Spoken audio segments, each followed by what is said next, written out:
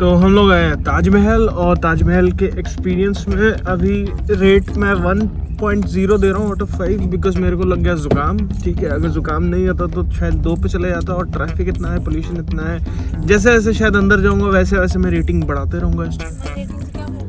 मेरी रेटिंग मेरी खुद की चल, किसी से कोई लेना देना नहीं। लास्ट ईयर मुझे ताजमहल देखने का मौका मिला। प्लान था कि नोएडा में निखिल के घर से स्टार्ट करेंगे। नोएडा से आगरा का जो टाइम लिमिट है वो बेसिकली 2 घंटे 2.5 घंटे के आसपास में पड़ जाता है।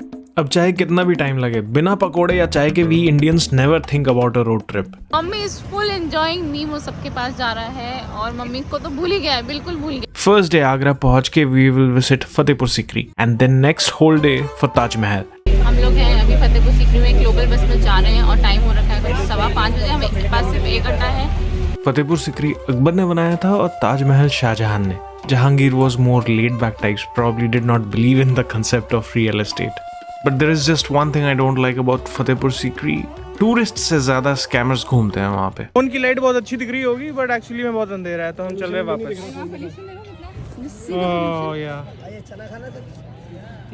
आगरा की पोल्यूशन एक तरफ और सारी दुनिया एक तरफ। WHO गाइडलाइंस के अनुसार आगरा की हवा 10 गुना बदतर है। अब जो है सो है, मैं अकेले तो कुछ चेंज नहीं कर सकता, तो let's focus on the food. भाई रुक ही नहीं रहे हैं, भागी आ ही जा रहे हैं। मतलब पहली बार देखा है कि इतने लोगों के लिए गाड़ी सारी रुक गई इंडिया में। आईना लेना पड़ता है, पता है ना तुम लोग को? पर्स में आईना मिलता है लड़कियों का छोटा सा। ये है ना यार, शीशा है। आजा नितिका, आगे आजा। बुक के कमेंट मत। मैं कुछ बार रिप्लाई नहीं कर रही, तो मतलब सुन ही नहीं रही हूँ मैं।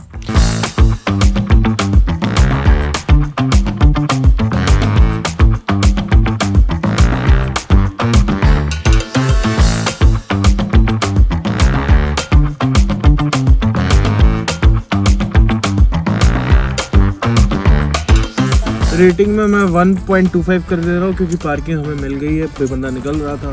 ताजमहल के 3 एंट्रेंसेस हैं, west gate, south gate and east gate.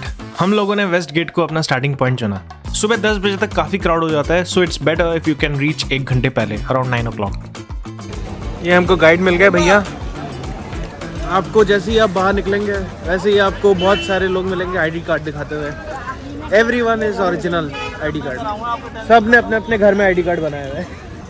गाड़ी से निकलते 700 रुपये बोला किसी ने, फिर उसके बाद बोला कि किसी ने 650, होटल में बोला था 600, और अब यहाँ पे बोलिए 500। इट सीम्स एक रो में 3 लोग बैठ सकते हैं, and I am almost double, 0.25 points more, so 1.5।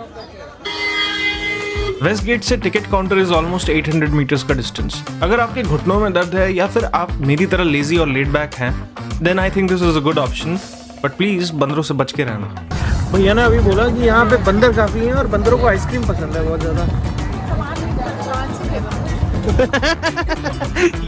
ये तो सुनने पे पता चलेगा। ताजमहल का टिकट काउंटर नहीं, पर एक चक्रव्यूह है।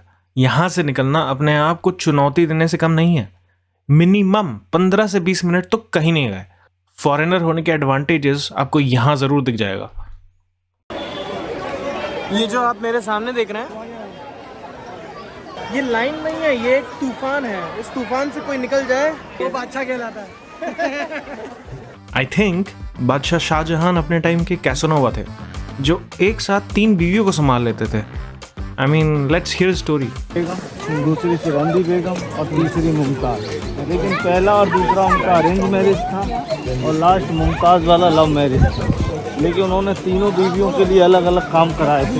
तो पहली बीवी की याद में वो वाला गेट बनाया था, दूसरी बीवी की याद में ये घर, और थर्ड वाइफ मुमताज की मेमोरी में पूरा ताजमहल। अरेंज मैरिज वालों को गेट मिला और लव मैरिज वालों को पूरा का पूरा Taj Mahal. Shahjahan had a point to be made. I feel Shahjahan did not feel right by what happened with his dad. Shahjahan के दादाजी was against Salim hooking up with Anarkali. Check it out. आपने मुझे इसीलिए मांगा था कि जिंदगी मुझे मिले और उसके मालिक आप, सांसें मेरी हों, दिल की धड़कनों पर आपका कब्जा रहे।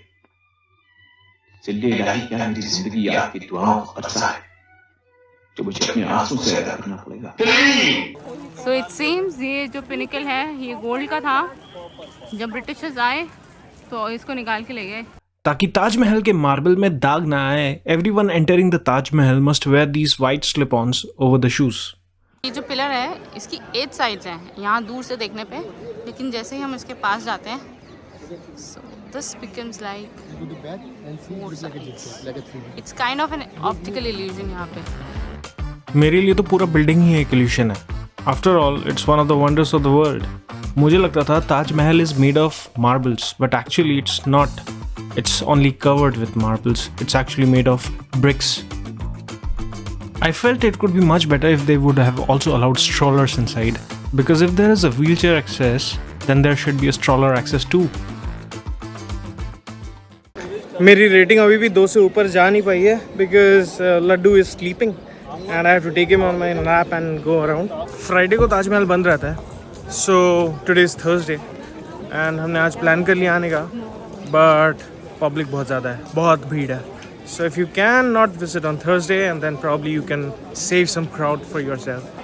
So trip to Taj Mahal goes to an end. I don't really remember मैंने कितना मार्क्स दिया था। I think 1.5 या वहाँ पे dwindle कर रहा था। So I'll say 1 marks का और grace तो 2.5 out of 5 is a decent score for Taj Mahal. At the end, I would only say कि मेरी रेटिंग सिर्फ मेरी उस दिन की ताजमहल viewing experience की है। Ideally, it could have been a lot better, or it could have been much worse, but overall it was worth it.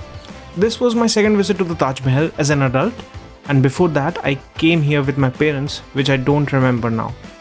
Don't worry Nemo, Daddy has got you covered. I know you'll come here for the second time, of course.